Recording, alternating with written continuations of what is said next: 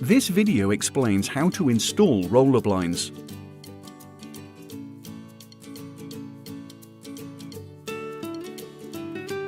You will need a steel tape measure, a pencil, plus some common DIY tools. You may also need a stepladder.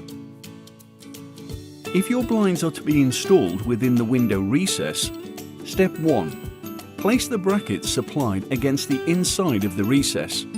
They can either be face, side, or topped fixed. Step 2. Mark 2 holes of your choice in each bracket with a pencil or bradawl. The bracket with the cross goes to the sidewinder control or spring end. If you are unsure what you are fixing to, use a small steel drill bit to determine the material. For timber, use the wood screws supplied.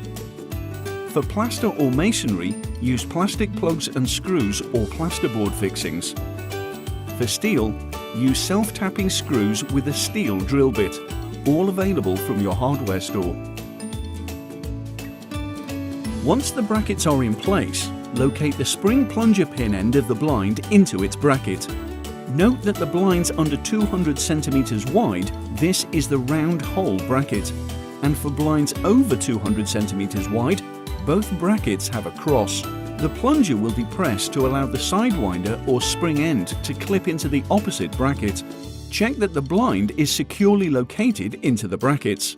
Now fix the child safety clip.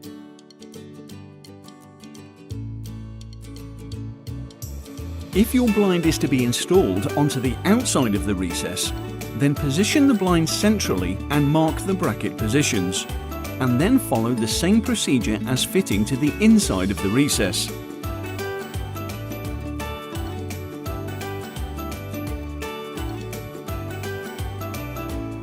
It's easy when you do it the direct blinds way.